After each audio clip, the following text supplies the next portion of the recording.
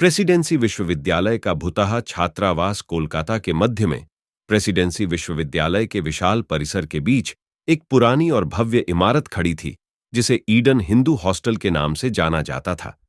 British औपनिवेशिक काल के दौरान निर्मित छात्रावास ने छात्रों की अनगिनत पीढ़ियों को इसके गलियारों से गुजरते देखा है, जबकि उनमें से कई ने ईडन हिंदू हॉस्टल में अपने समय की सुखद यादें संजोईं। दूसरों ने इसके काले पक्ष के बारे में दबी जुबान में बात की। छात्रावास एक भयावह किंवदंती का केंद्र था, जो छात्रों के एक बैच से दूसरे को सौंप दिया गया था। यह फुसफुसाहट थी कि छात्रावास प्रेतवाधित था, एक निवासी आत्मा जो भयानक तरीकों से प्रकट होती थी। कहानी रवि नाम के एक युवक के इर्द गिर्द घूमती है, जो 1900 के दशक की शुरुआत में प्रेसिडेंसी विश्वविद्यालय में छात्र था। रवि एक असाधारण मेधावी और मेहनती छात्र था, जो अपनी पढ़ाई के प्रति गहराई से प्रतिबद्ध था।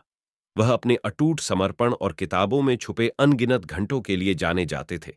उनकी महत्वाकांक्षा एक प्रसिद्ध विद्वान बनने की थी, और उनका जीवन उनकी शैक्षणिक गतिविधियों के इर्द गिर्द घूमता हुआ प्रतीत होता था। एक दिन जब वह छात्रावास की मंद रोशनी वाली लाइब्रेरी में अपने शोध में तल्लीन होकर बैठा था, तो उसकी नजर एक प्राचीन पुस्तक पर पड़ी। इसके पन्ने घिसे हुए और भंगुर थे, और इसका पाठ ऐसी भाषा में लिखा गया था जिसे वह पहचान नहीं सका। रवि पुस्तक की रहस्यमय आभा से मंत्रमुग्ध हो गए, और उन्होंने इसकी सामग्री में गहराई से उतरने का फैसला किया। जैसे ही उसने किताब को छुआ, एक सिहरन भरी अनुभूति उस पर हावी हो गई। असुविधा को नजरअंदाज करते हुए उन्होंने रहस्यमय लिपि का अंग्रेजी में अनुवाद करना शुरू कर दिया, और धीरे धीरे निषिद्ध ज्ञान और अंधेरे अनुष्ठानों की एक कहानी का खुलासा किया। ऐसा प्रतीत होता है कि इस पुस्तक में दूसरी दुनिया की संस्थाओं को बुलाने और उन्हें इस्तेमाल करने का साहस करने वालों को अपार शक्ति प्रदान करने के रहस्य शामिल हैं।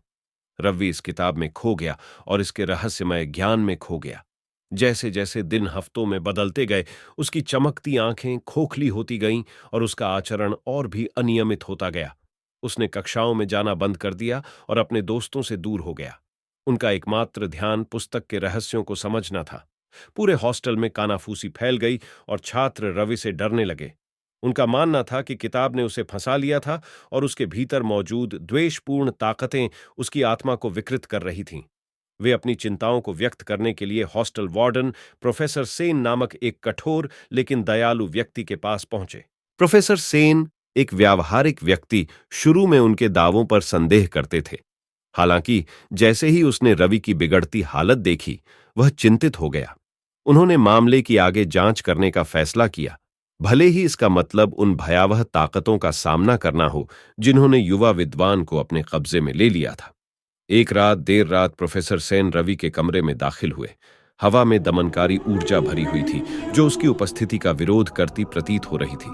कमरा दीवारों पर अजीब प्रतीकों और चित्रों से भरा हुआ था, और रहस्यमय किताब एक मेज पर खुली हुई थी। रवि खुद फर्श पर फैला हुआ था। उसका चेहरा पीड़ा से विकृत हो गया था। प्रोफेसर सेन ने कांपते हाथों से किताब को छुआ और पाठ पढ़ना शुरू किया। इसमें रवि द्वारा अनजाने में बुलाई गई दुष्ट आत्मा को बांधने के लिए एक अनुष्ठान की बात की गई थी। अनुष्ठान जटिल और खतरे से भरा था, लेकिन प्रोफेसर सेन रवि को इकाई की पकड़ से मुक्त कराने के लिए दृढ़ थे। जैसे ही प्रोफेसर ने अनुष्ठान शुरू किया, कमरा अलौकिक फुसफुसाहटों की डरावनी आवाज से भर गया और तापमान गिर गया। परछाइयां दीवारों पर नाचने लगीं और इकाई ने अपनी उपस्थिति दर्ज कराई। यह एक घूमते हुए अंधेरे द्रव्यमान के रूप में प्रकट हुआ। इसका रूप हमेशा बदलता रहा, और इसकी दुर्भावना स्पष्ट थी। अनुष्ठान, प्रकाश और अंधेरे की ताकतों के बीच एक भयंकर संघर्ष था, जिसमें प्रोफेसर सेन रवि की आत्मा को इकाई के चंगुल से वापस लाने के लिए लड़ रहे थे। आखिरकार जैसे ही सुबह हुई और सूरज की रोशनी की पहली किरणें कमरे में छन कर आईं, इकाई ने एक पीड़ा भरी चीख निकाली और शून्य में विलीन हो गई।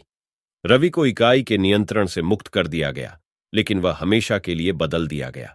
उसे उन काले दिनों की कोई याद नहीं थी जो उसने सहे थे, न ही उस भयावह ज्ञान की जिसे उसने चाहा था।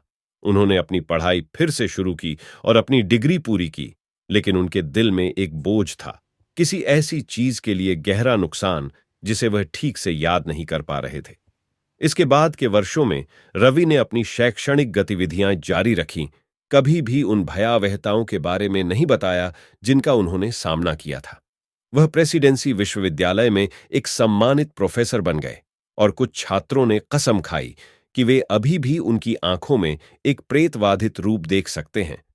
जैसे जैसे समय बीतता गया, प्रेतवाधित छात्रावास की किंवदंती कायम रही।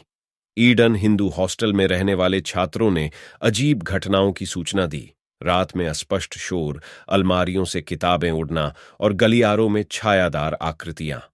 उनका मानना था कि द्वेषपूर्ण आत्मा को पूरी तरह से खत्म नहीं किया गया है और रवि की पीड़ित आत्मा अभी भी मुक्ति की तलाश में हॉल में भटक रही है।